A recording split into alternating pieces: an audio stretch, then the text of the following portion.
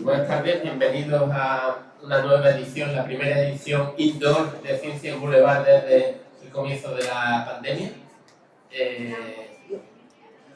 No sé si después volveremos y eso, y también un horario especial porque contamos con la presencia de un habitual, se puede decir, ya de Ciencia en Boulevard.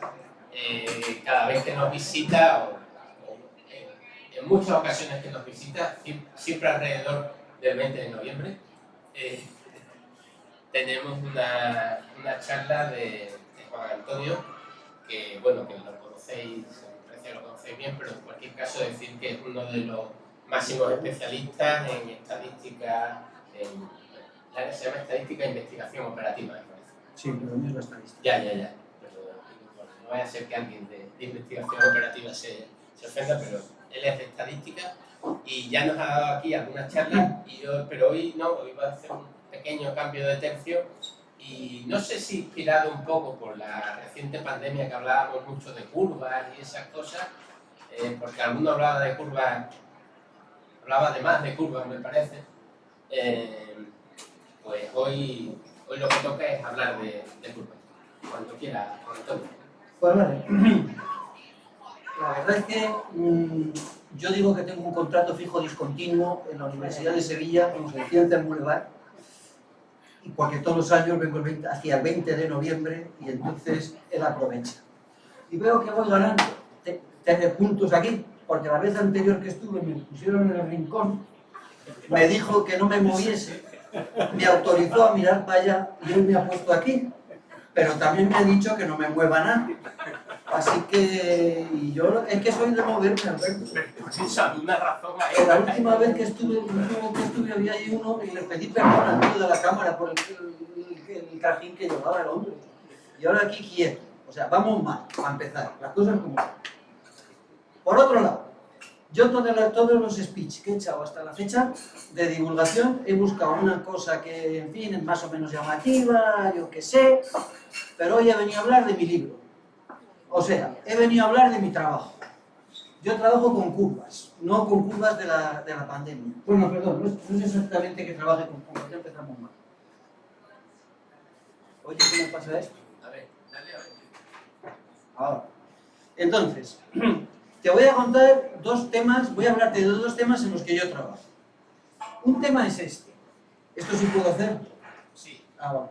Entonces, se trata de, tú tienes unos datos y tienes que buscar una curva que describe un fenómeno. Esto más o menos lo has visto muchas veces, yo qué sé, ¿vale?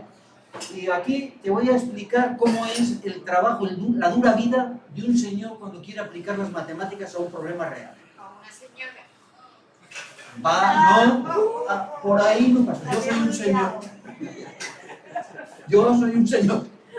Pero vamos, tienes razón. O una señora, pero seguro que pasará más o menos por las mismas penas la señora. Pero yo estaba pensando en mí. Y a lo siguiente. Y luego voy a empezar por contarte otro tipo de trabajo en el que hago, en el que los datos son curvas. No sé si lo pillas. Mis datos son curvas. Cuando yo hago un análisis para ver si los suecos son más altos que los españoles, mis datos son números. Aquí mis datos son curvas. Cuando yo digo que mis datos son curvas, la gente... ¿Ves? Yo ahora me movería, pero no me deja. La gente... ¿Cómo van a ser tus datos curvas? Si te pones a pensar un poco, eso no es tan raro. Que no pasa. Alberto, que no pasa. Ahora...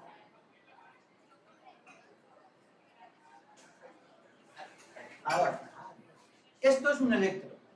Tú vas al médico, te tumbas en la camilla y en 12 segundos te han hecho esto. ¿Y esto qué es? Una curva. El médico mira esa curva y decide si está bien o mal. O sea, es un señor cuyo dato es una curva. Un poco más complicado, pero lo mismo es el Holter. El Holter viene a ser un electro de 24 horas de duración. Tú vas al hospital, te cablean, te dan esto, que es donde se graba la actividad del cerebro, del corazón durante las 24 horas, vienes al día siguiente, sacan los datos que tienes aquí y, bueno, si te pones a mirar al final es lo mismo, es una curva también, un poquitín más larga, que el médico la coge, la mira y ya está. A ver. O sea, a ver, me habían dicho, vas a hablar para gente, esfuérzate, porque hay gente, veo que estáis dormidos, o ya habéis tomado demasiado alcohol. Te he dicho que en 12 segundos sale un electro. Un electro viene a ser un folio. En un minuto, ¿cuántos folios dices que llevamos? 5. Y en una hora, 300. Y en 24 horas, tienes un electro, una curva de 7200 páginas. Chaval o chaval. Y dices tú que ahora viene el médico. Y la mira, eso es imposible. Eso no se puede hacer. Entonces, antes de irnos de aquí, este es el señor Holter el que lo inventó, haciéndose un Holter al principio. Entonces, ¿en qué situación estamos? No te sé decir exactamente cómo se analiza un Holter, pero más o menos sí. Ponte que cogemos las 7200 páginas, metemos en un procedimiento automático que decide cuáles de estas 7200 páginas pueden contener anomalías. Quiero decir, se seleccionan 20, 15, 5 páginas que se le entregan al médico y que son las que mira. ¿A dónde hemos llegado? Pues que necesitamos un método automático para detectar curvas anómalas. Y de eso es de lo que yo te estoy hablando. Mi muestra son los 7200 o los 7200 folios del Holter. Y yo no en concreto, yo no voy a hablar de un trabajo mío aquí, tengo que diseñar un procedimiento para detectar curvas anómalas. Te voy a enseñar un procedimiento, así que estamos en qué es una curva anómala, tenemos que resolver dos problemas. Primero, ¿qué es una curva anómala? Y segundo, ¿cómo la encontramos? Te voy a contar un procedimiento que diseñaron estos señores en el año 2015, eso es una cosa relativamente reciente. Hay del orden de la pila procedimientos para detectar curvas anómalas, creo que yo he diseñado 2. O sea, y si un Juan Cuesta ha diseñado 2, calcula lo que no puede haber por el medio. Calcula lo que no habrá por el medio. Pero este es bonito, es medio sencillo de explicar y vamos a centrarnos en esto. Pero en todo caso, ten en cuenta que te voy a contar, pues eso, un trabajo de investigación en matemáticas relativamente reciente. Tú verás, si quieres marcharte, que la puerta la van a cerrar. Entonces, ¿qué es una curva anómala? Aquí hay varias. Entonces, las curvas anómalas, no hay una curva anómala, hay varios tipos de curvas anómalas.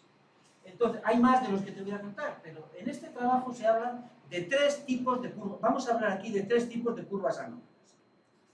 Yo te voy a poner 3 ejemplos en los que yo sé cuáles son las curvas anómalas. Luego voy a hacer un procedimiento y se trata de ver si ese procedimiento es capaz de encontrar las curvas anómalas o no. Aquí no tenía yo que volver a levantar, me lo pide el cuerpo, pero no me dejo. Y si me pongo de pie así en el tanto, joder.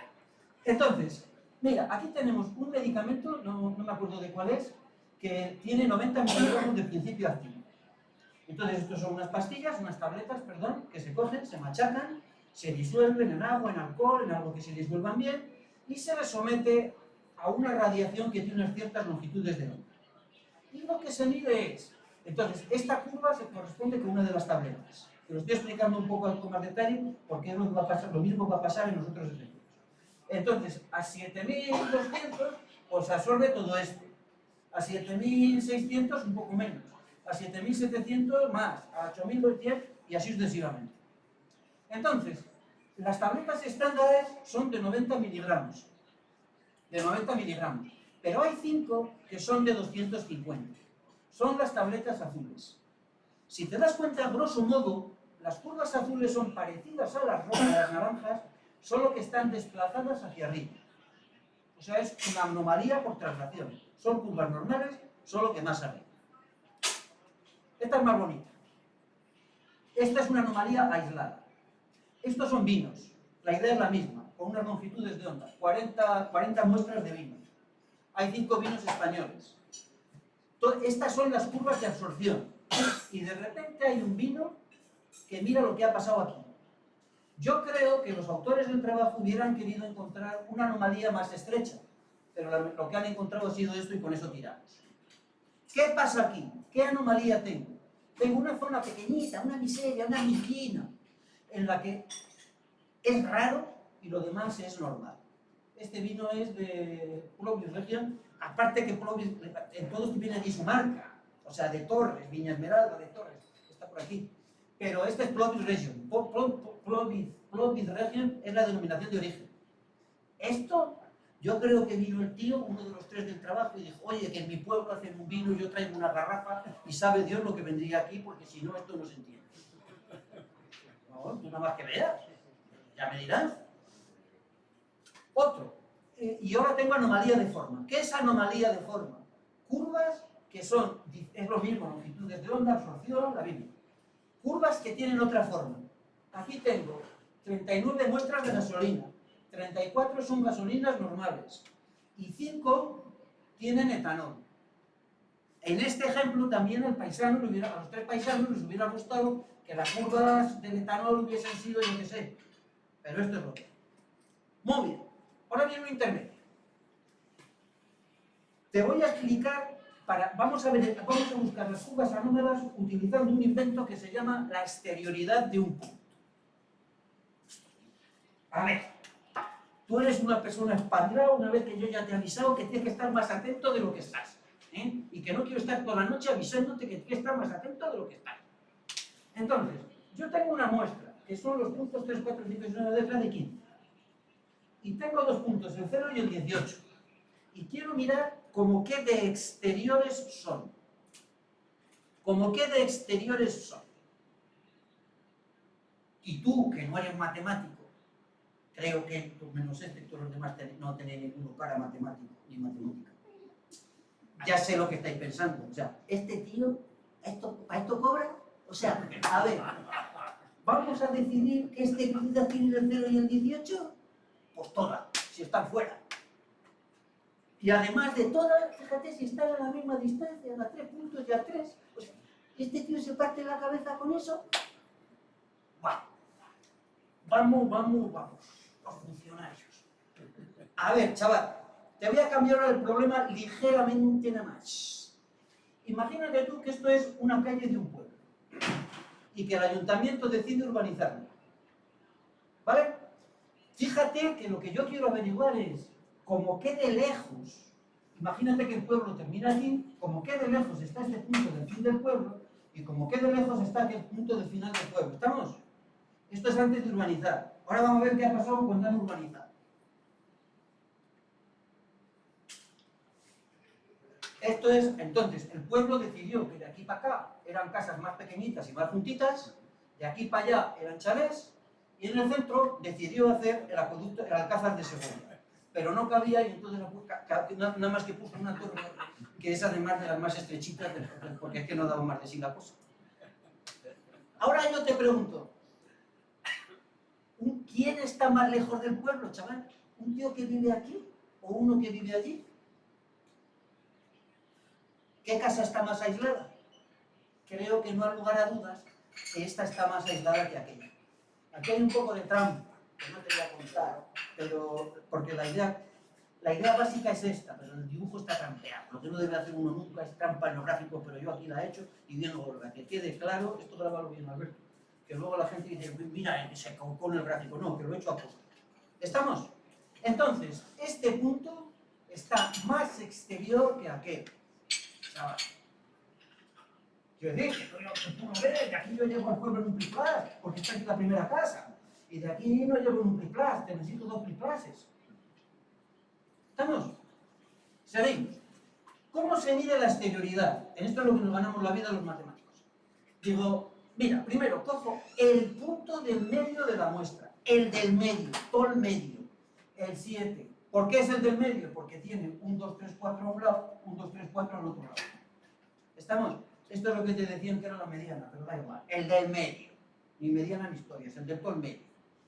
Y luego busco otros dos que son relativamente extremos y que tienen la gracia que entre los dos contienen la mitad de los datos.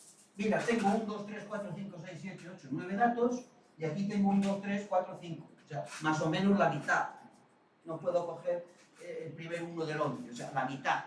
Más o menos, números redondos. ¿Vale? Y ahora hago la siguiente cuenta.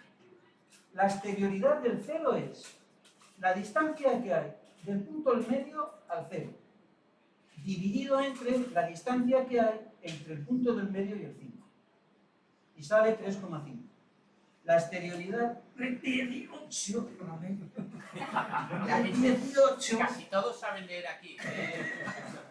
Pero yo lo tengo que señalar. Es 18 menos. Yo sé para enemigos son muy malos. Y me he quedado con tu cara ya verás.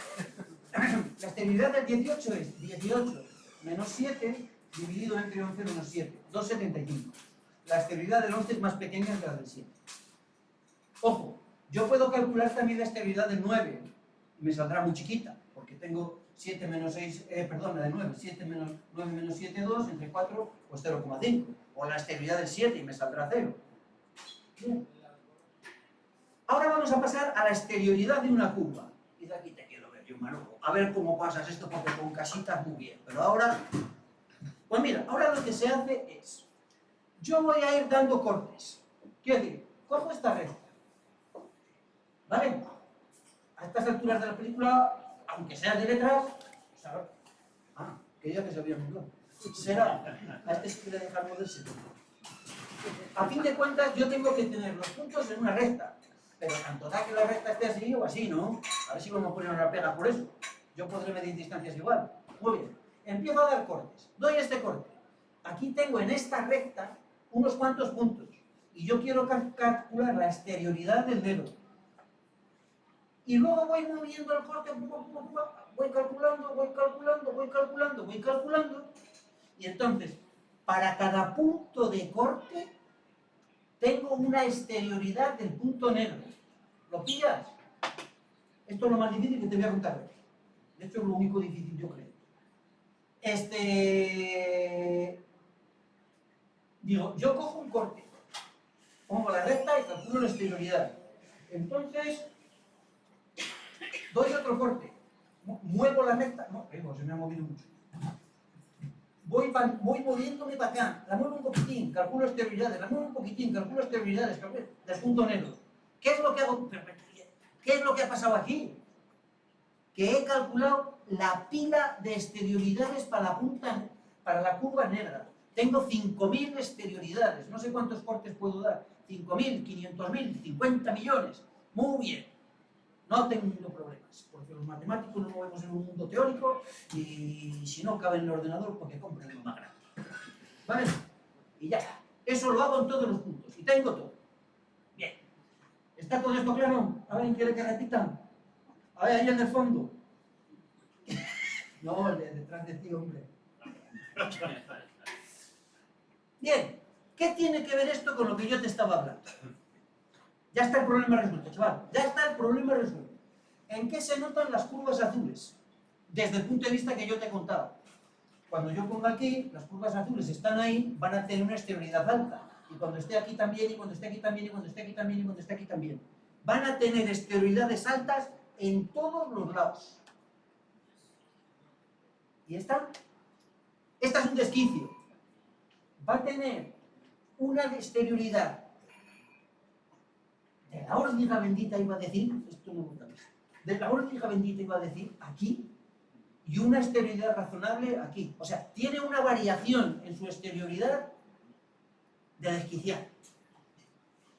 Y estas tienen una exterioridad normal en toda esta parte, hasta que se llega aquí, y a partir de aquí empiezan a tener exterioridad grandes, pero no tan desquiciadas. ¿Cómo voy a identificar yo ahora estas tres curvas?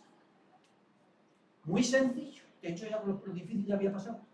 Dices, mira, lo que tengo que juntar es la exterioridad global de una curva. O sea, las que tengan exterioridad alta son anomalías por traslación. Y después, las que varíen mucho la exterioridad, que tenga una zona... ¿Y cómo se mide la exterioridad global de cada curva? Esto deberías de saberlo.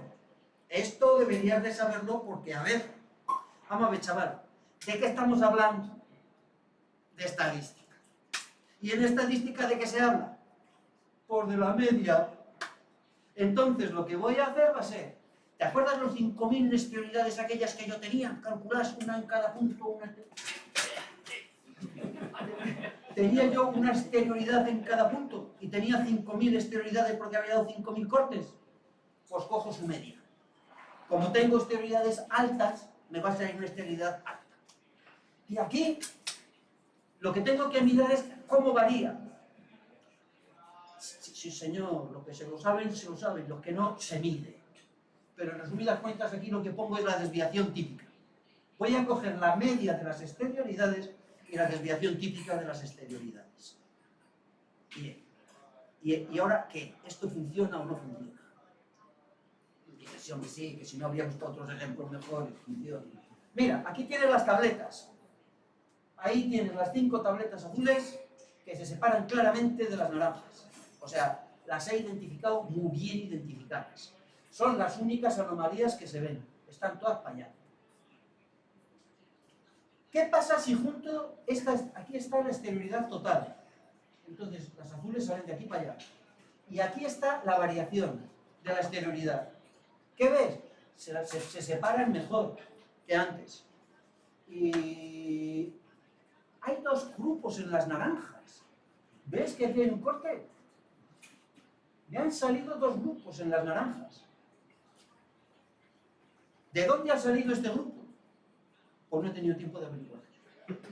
Pero por alguna razón. ¿De dónde ha salido este grupo? Este grupo puede ser de que estas tabletas están fabricadas en 2 laboratorios que utilizan el mismo principio activo pero distinto excipiente. Y a lo mejor el excipiente de las verdes filtra de manera distinta que este, o no lo sé. ¿Vale? Perdón. ¿Y qué pasa con las tabletas verdes? Pues las tabletas verdes resulta ser que se caracterizan también por ser anomalías de traslación, porque están todas por aquí, menos 2 que están por ahí. ¿Qué pasa con los vinos? Mira, aquí tienes el vino, ¿cómo era aquí? El vino búlgaro aquel. O sea, fuera de madre del todo. Pero han aparecido otras 4 anomalías. Estos 4 puntos están claramente separados de estos. 2, el Domaine Guillaume y el Warming, que es este, y el Maison Guillot y el Conde Dividido. Mira, ha hecho que no lo contara, lo voy a contar. Me dice mi mujer, tienes que poner más fotos de las que pongo. Digo, voy a poner más fotos de las que pongo. Voy a buscar fotos de estos niños. 1h30 buscando fotos. Solo encontré la del Warming y del Maison Guillot. Y después cuando la pongo aquí, digo, y encima la botella pasa por la mitad. Pero dije, se queda bebida, vale igual. ¿Vale? Entonces, ¿y por qué son anomalías estas 2 curvas? Ya tenía que saberlo, chavala, ya tenía que saberlo.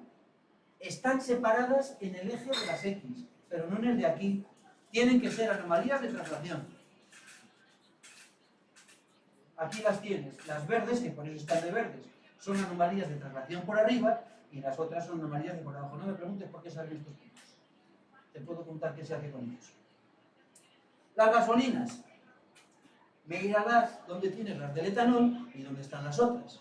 Todo esto te sirve para que ahora a mí me traen un espectro de una gasolina y yo te digo si la gasolina es anómala o es normal, que es lo que estábamos hablando antes de BD.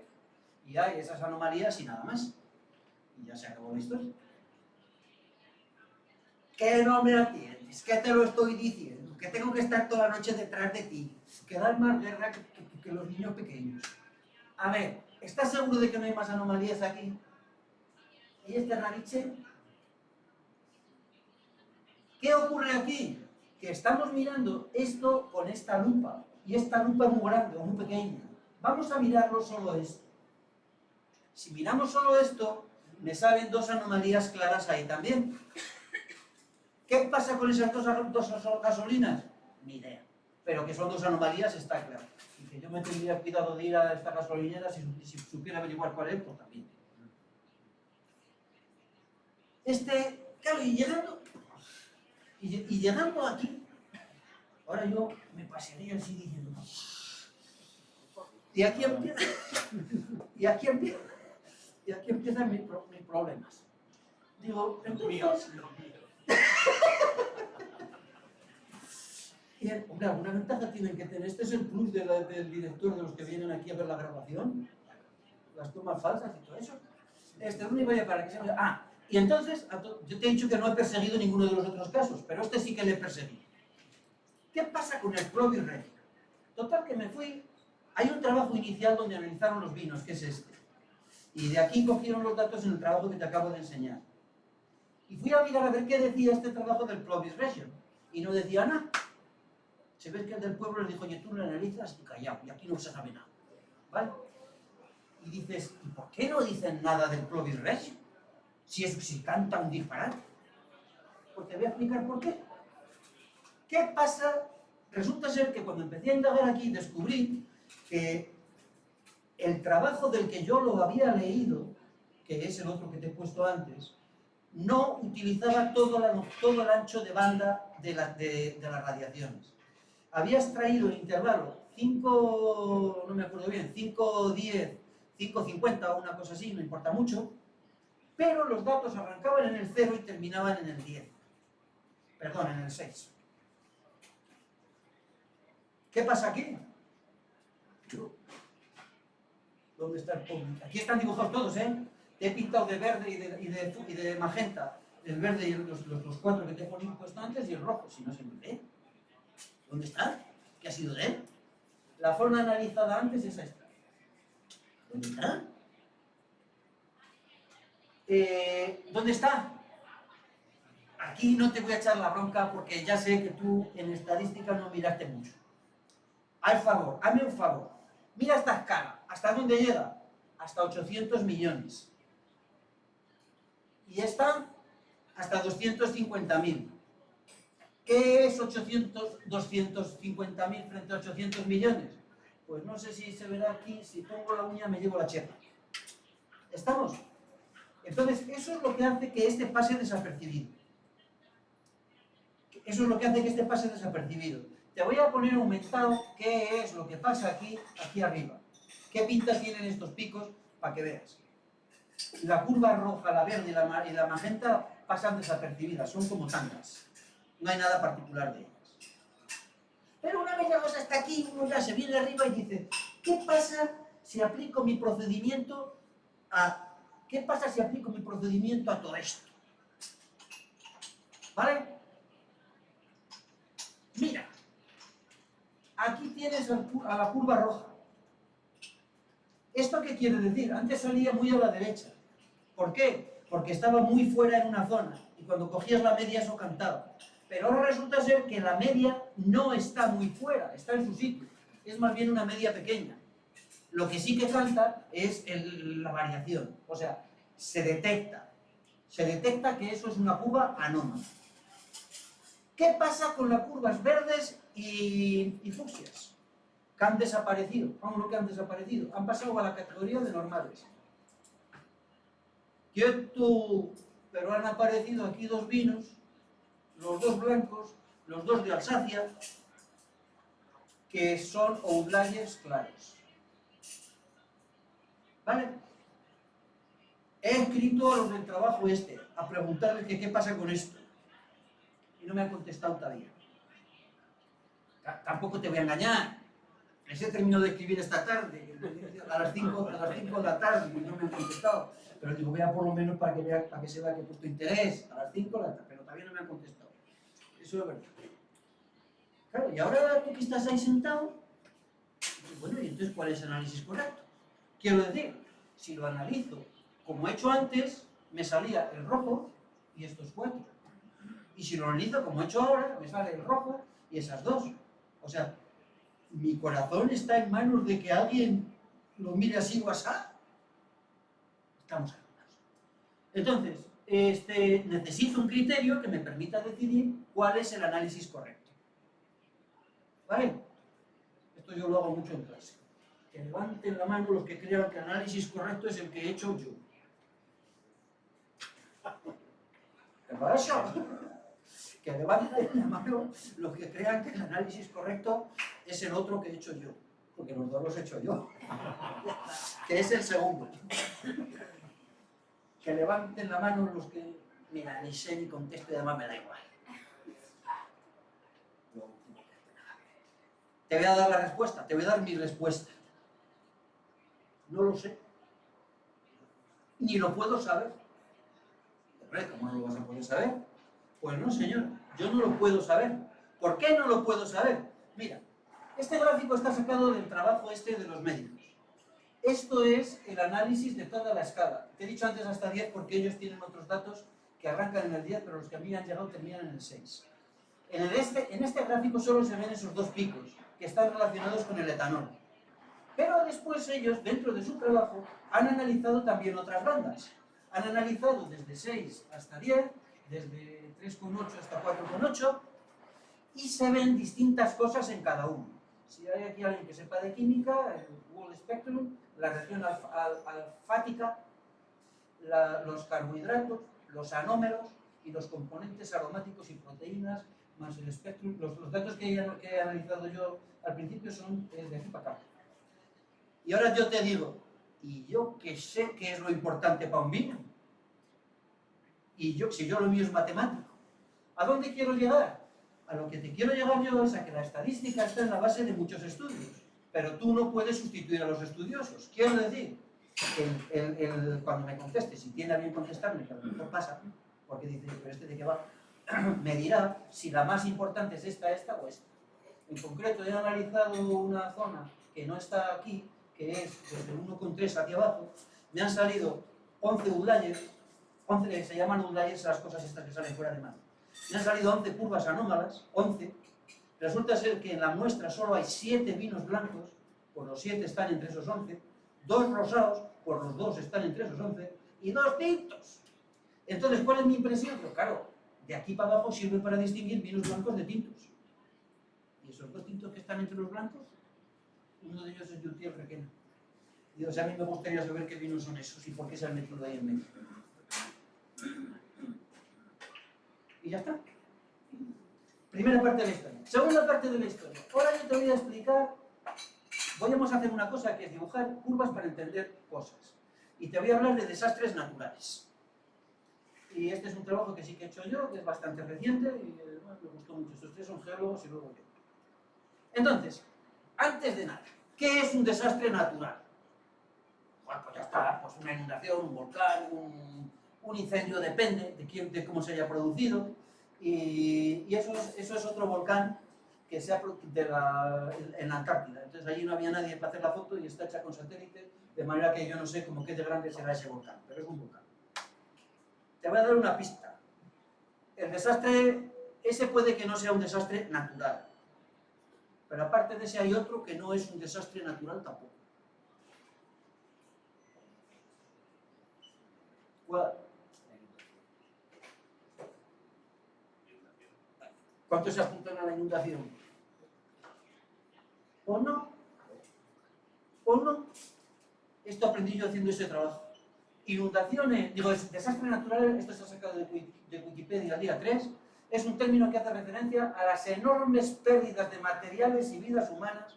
O sea, si no hay pérdidas de materiales o vidas humanas, no es desastre. Por lo tanto, el que no es desastre es este, porque ahí no hubo pérdida ni nada. Dicho con otras palabras, un huracán de fuerza 72 en medio del Atlántico no es un desastre natural. A no ser que un Prestige o cualquier cosa por ahí se despiste y acierte a pasar por ahí. O un avión, y entonces ya sí. ¿Vale? ¿Por qué te estoy contando esto? Te estoy contando esto porque esto está en el núcleo del trabajo. Espérate un momentín. Lo que yo quiero es, lo que queríamos en este trabajo es analizar la relación entre el número de desastres y el PIB.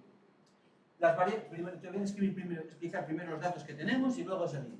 Tenemos el dato del año, que termina en el 2010, faltaban un montón de datos, lo de aquí abajo, el año no. El PIB en unidades constantes, Producto Interior Bruto, no te olvides. El número de catástrofes por terremotos y erupciones volcánicas, por sequías y tormentas, por inundaciones, que sí que son. Y luego teníamos los datos a nivel del mundo, repartidos por continentes, y dentro de continentes por regiones. 5 regiones en África y Asia, 4 en América y Europa, y una en Oceanía. Y yo quiero analizar la relación entre el número de desastres y el PIB. ¿De qué te estoy hablando? Aquí tienes 2 ríos. Este río está rodeado de edificios, de plazas de toros y de todo. A poquitín que suba el nivel, ya hay catástrofe, porque va a haber destrozos, probablemente víctimas humanas no, pero materiales sí. Y ese, pues ya puede subir, que no pasa nada. Está claro por qué te he puesto esta foto. Esto no lo tienes claro. Ahora también me voy a poner de pie. Es que, esto sí que lo tienes que grabar. Es que este es el pueblo de mi madre. Y tenemos una finca en venta aquí, y por si a alguno le interesa. Tiene muy buenas vistas. Es muy buena tierra. Y digo, o sea, por eso le cuesta. Vale, entonces, a lo que yo te voy es que en el efecto del desastre y por lo tanto en el número de desastres influye cuántas cosas haya puestas, vamos a decir, en el terreno. A medida que aumenta el PIB, aumentan las cosas que están puestas y por lo tanto debería aumentar el número de desastres. Nosotros queremos analizar cómo varía el número de desastres con el aumento del PIB, con el aumento del PIB. ¿Lo has pillado? Con el aumento del PIB. Bien. Verás como luego... No, aquí no te voy a pillar. ¿Cómo puedo hacer el análisis? Puedo hacerlo a nivel de región. Puedo intentar hacerlo a nivel región. Ahora yo te voy a contar un sucinto esquema de cómo fue el trabajo este. Puedo hacerlo a nivel región. Pero a nivel región no iba bien la cosa porque hay pocas catástrofes a nivel región y entonces vas mal. Puedes hacerlo a nivel continente. Eso fue lo que hicimos en el trabajo. Y puedes hacerlo a nivel del mundo, que es lo que vamos a intentar hoy y que es por donde empezamos nosotros. Y vas a ver por qué no se puede hacer. Te voy a explicar por qué no se puede hacer a nivel mundo. Entonces, lo primero que tienes que hacer, eso te lo enseñan en primero de estadística, o sea, antes de empezar. Hay que mirar los datos, hay que mirar los datos, hay que mirar los datos, fijándote en las escalas y todas estas cosas. ¿Qué pinta tienen estos datos? Estos datos no tienen mala pinta del todo. ¿Por qué? Mirad, están puestos aquí más o menos en una vaina, hay unos pocos que se salen, pero pocos, siempre esos son los outliers, datos fuera de madre, datos anómalos, en fin, yo qué sé. Pero eso siempre hay, pero el grueso está bastante apañado en lo que se refiere a sequías y tormentas.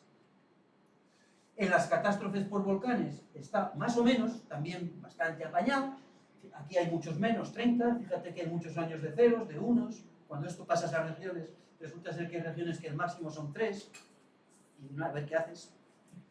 Y por inundación y deslizamiento, que tampoco está tan mal. Pero aquí es donde intervino mi mala cabeza. Y dices, hombre, tampoco está tan mal menos por este rabiche. ¿Por qué está esto aquí? Dice, yo qué sé. Dice, vamos a mirar, a ver, de por qué puede estar esto aquí. ¿Qué información extra tengo yo? La información extra que tengo es de qué continente viene cada dato. Voy a meter aquí con colores, bueno, no seguro, se refiere a lo del rabiche. ¿Qué pasa aquí si meto los continentes con colores? El amarillo es China, el negro es África. Joder, esto es África. Esto es África. Los africanos van a su aire. Quiere decir que los demás van más o menos y los africanos van a su aire. ¿Qué es lo que tú estás pensando? Pues ya está. Quitamos los africanos, que ya ha quedado claro que van a su aire. A lo mejor hay que hacer un análisis específico para los africanos y otro para todos los demás que están bastante apañados. No. No. Aquí hay una cosa muy rara, que tú no has visto, pero yo sí. ¿Por qué están aquí solo amarillos? O sea, los que más catástrofes tienen y los que más PIB tienen son los chinos, los asiáticos, perdón, que los indios también tienen algo que decir aquí. Son los asiáticos. ¿Por qué? Pues muy sencillo, porque son más, son la mitad de la población del planeta. Y te he dicho, estamos hablando del Producto Interior bruto. Claro, 1000 chinos, a una pesetilla por chino juegan 1000 millones de pesetillas. 1.400 millones de pesetillas. ¿Vale? Entonces, los chinos, como son muchos, juntan mucho PIB y mucha catástrofe. Y entonces eso, cuando tienes un poco de experiencia, dices, o sea, esto es el tamaño. ¿No estará el tamaño ocultando aquí algo? Cuando tú se lo dices a los geólogos, dices, anda, que ya estás como con lo de la exterioridad. Tira para adelante y déjate de líos. Tira para adelante y déjate de líos, pero aquí uno tiene... Y mira, no me gusta. Voy a corregir lo del PIB. Porque si te acuerdas, te dijo, yo estoy interesado en ver la relación entre esto y cómo crece el PIB, no cuánto es el PIB. Voy a cambiar los datos, Antonio, voy a cambiar los datos. Antonio Cendrero. Entonces, esto es lo que viene aquí. Digo, en cada continente. Yo voy a llamar, lo que voy a hacer va... normalmente tú lo que haces es coges el PIB del primer año y esa es la base 100 y vas mirando cómo aumenta a partir de ahí. Aquí no podíamos porque hay muchos ceros, entonces la mitad el primer año la mitad eran ceros.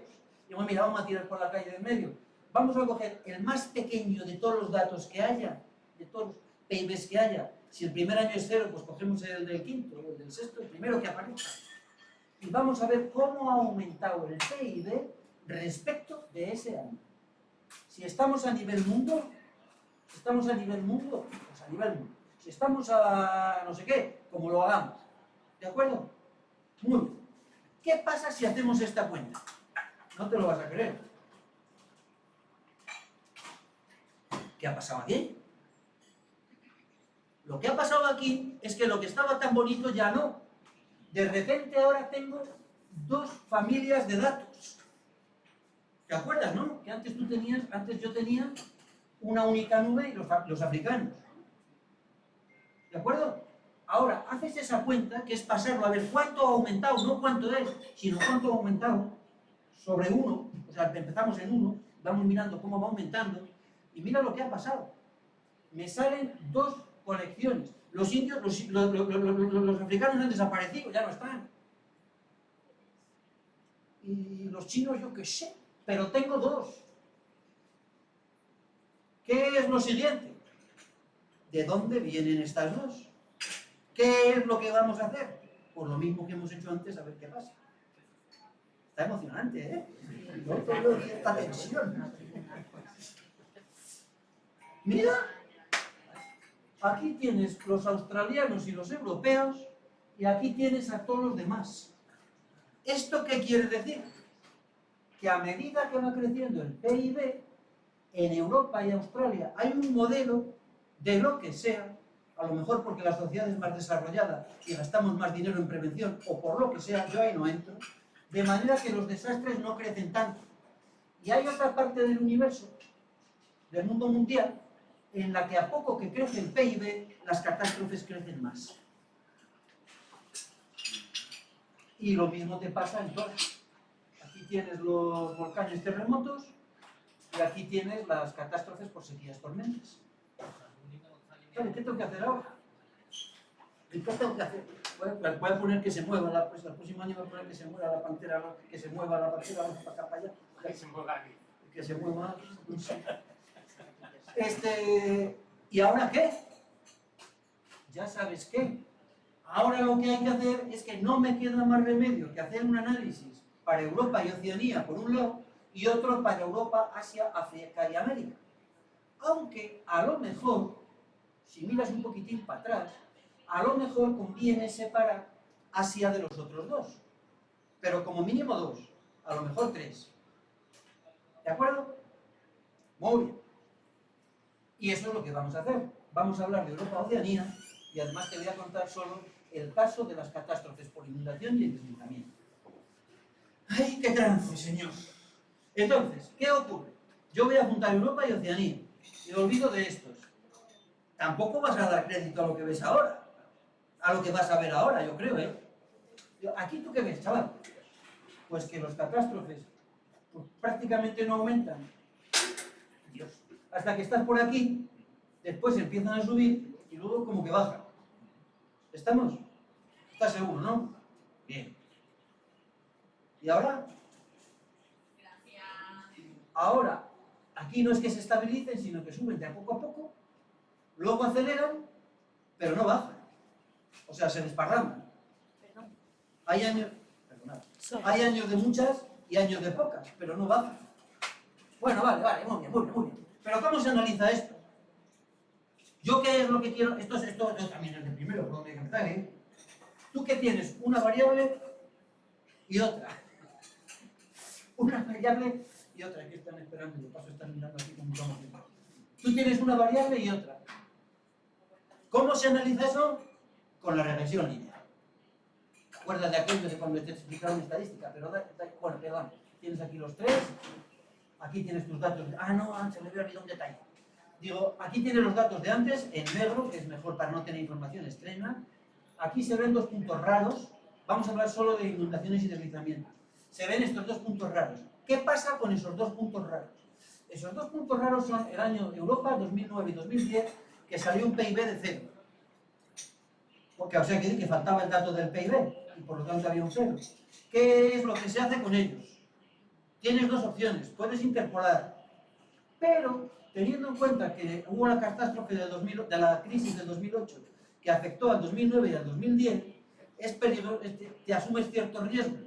Así que decidimos carretera siguiendo la amable indicación del compañero. ¿Qué es lo primero que haces? Calcular la renta de regresión. Aquí la tienes. ¿Y por qué mi amiga tiene esa cara? ¿Por qué esto? El coeficiente, si tú haces lo que te enseñaron en primero de estadística, tú te quedas tan contento, porque tienes un coeficiente de 0,7 y es un coeficiente apañado. O sea, está bien. Una mierda. Esto me ha venido arriba, esto bomba. Entonces, ¿por qué está mal la regresión lineal? Tú lo que esperas es tener una recta que pase por el medio de los puntos. O sea, que esté por el medio aquí, por el medio aquí, por el medio aquí. Aquí no está por el medio, está por debajo. Aquí está más bien por encima y ahí está más bien por debajo. O sea, la regresión lineal no vale para esto. Punto. ¿Y ahora qué hacemos? Esto que te voy a contar lo cuento en el máster. Pero tú lo vas a aprender porque es un tío listo. Y las tías también. Voy a coger... Es que no sé, pero es que ni... Bueno, no quiero ofender a nadie. Entonces, lo voy a resolver tomando lo que se llaman medias locales. ¿Qué son medias locales? Mira, chaval. Yo cojo lo que se llama una ventana. Yo quiero calcular cuánto va la media en este punto. Cojo una ventana. ¿Qué es coger una ventana? Pues lo que te estoy diciendo. Abro una rendija y yo solo veo los puntos que están en esa rendija, ni uno más ni uno menos. Calculo la media de los puntos que están en esa rendija. Lo que me salga, que sale esto porque he hecho la cuenta. Eso va a ser el valor de la curva esa, en lugar de esta recta, eso va a ser el valor de la recta aquí. ¿Ves que hay rayitas? Ahora paso a la rayita siguiente, o sea, muevo la ventana a la rayita siguiente. Muevo la ventana a la rayita siguiente. Ya te digo, esto se llama regresión no paramétrica, lo cuento en el máster. Lo voy haciendo y a continuación pego todas.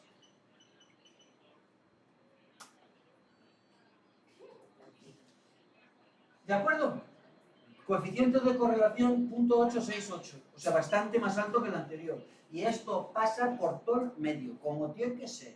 Y efectivamente sale una bajada al final, y como Dios manda, y todos contentos.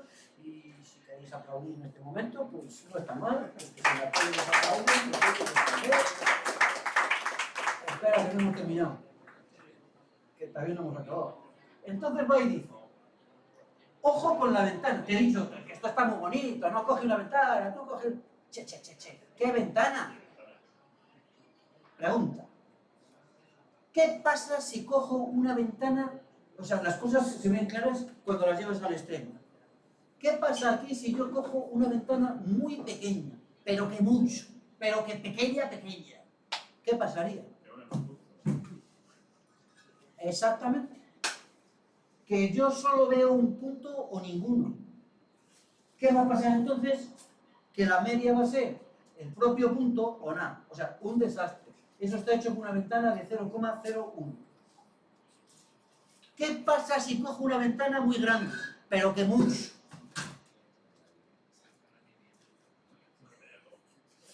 A ti te voy a sorprender que eres matemático. Dice una línea, líneas son todas. Sale una recta. ¿Por qué? Porque yo, mira, he cogido, eso es una ventana de 100. Si cojo una ventana de 100, Si cojo una ventana de 100, cada vez que miro veo todo. Calculo la media de todo. Quiero decir que tengo... Aquí me toca un momento. Tengo una ventana así, pues veo todo, cojo la media de todo. Y si la muevo un poco, sigo cogiendo la media de todo. Y si muevo otro poco, cojo la media de todo. Y sale una recta, otro desastre. Tienes que... La recta horizontal. ¿Eh? Antes también sale una recta, es que es una recta horizontal. No, antes no había una recta. No, digo con la recta de regresión lineal. La regresión. Sí, esta. Ah, bueno, perdón, que ahí me ha pillado.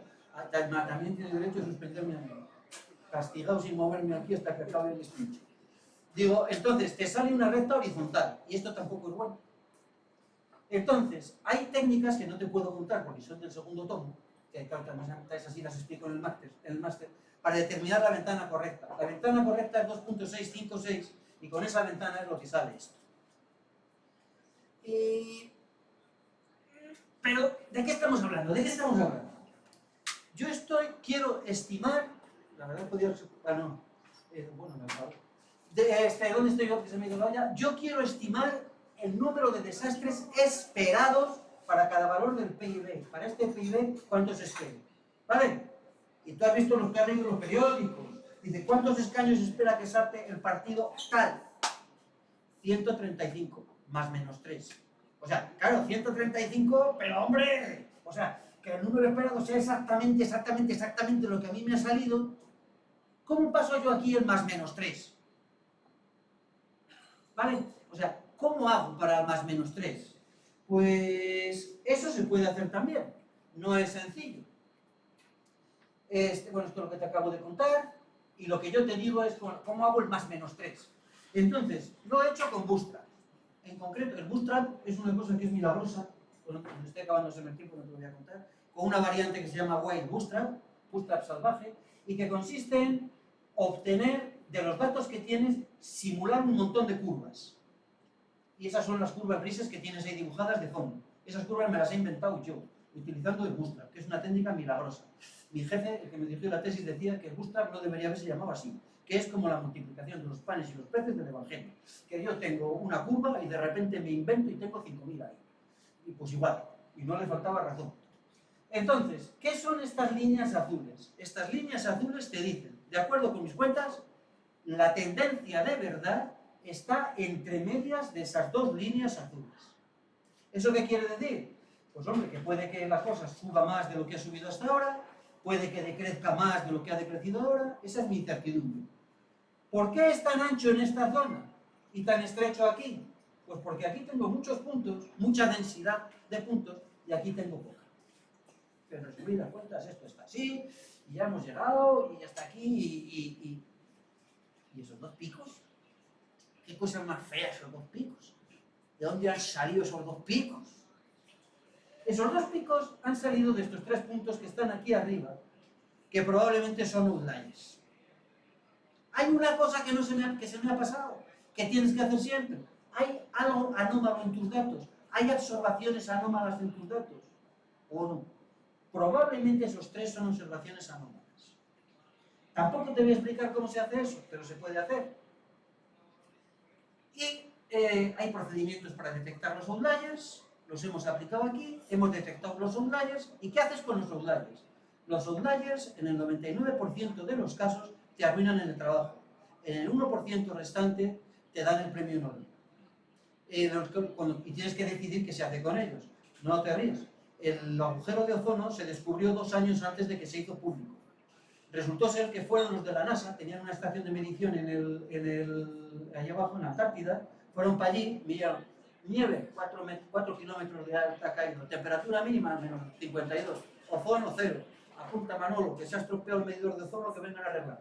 Vinieron el año siguiente, nieve, 72 kilómetros, temperatura mínima, no sé qué, ozono 0, Manolo, apunta que vengan a arreglar el aparato del ozono. O sea, es una observación anómala. Y el tercer año, al tercer cero, dijo, no será mucho estropearse esto. Y entonces fue cuando se descubrió, cuando se hizo público el agujero, que había un agujero de ozono en la Antártida, pero se podría haber sabido desde 2 años antes. Y por eso te digo que los outliers te arruinan el trabajo el 99% de las veces y te dan el premio Nobel la otra. Nosotros decidimos eliminarlos. ¿Qué pasa si elimina? Entonces aquí encontramos 4 outliers. estos tres, pero este de aquí también. Este de aquí es el responsable de la bajada. ¿Qué pasa cuando haces el análisis en los outliers? Cuando haces el análisis de los outliers, esta curva queda más suave y no tiene bajada. Lo que tiene es que el número de desastres aumenta más despacio, pero no disminuye, lo cual es relativamente razonable. Primero. Segundo, la curva que habíamos obtenido antes no vale, está fuera del intervalo. Tercero, tengo aquí una chepa. Esa chepa no hay quien pueda con ella porque viene de estos dos puntos.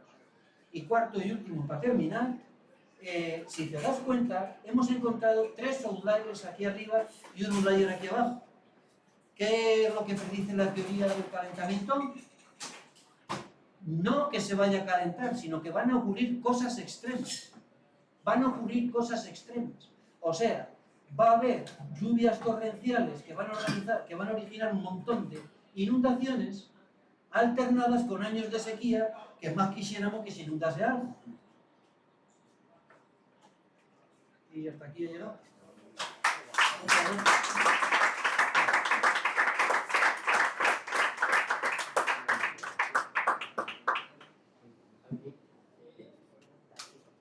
¿Alguien tiene alguna pregunta, algún comentario, alguna solución a las catástrofes naturales? Yo quería preguntar, antes cuando has mostrado, para que se escuche, si no te importa hablar, la gráfica coloreada por regiones del mundo, por continentes, América lo ha considerado como un todo, y no sé si hay diferencias entre América del Norte y América del Sur. Hombre, claro que tiene que haber diferencias entre América del Norte y América del Sur, pero nosotros creo recordar, que soy un desastre, creo recordar que lo metimos como un todo, pero tiene que haber diferencias por lo que tú estás diciendo, por razones. De hecho, me parece que los datos eran a nivel de país también, y Estados Unidos es suficientemente grande o podrías haber hecho una unidad entre Estados Unidos y Canadá y... Se parecería más a Europa, seguramente.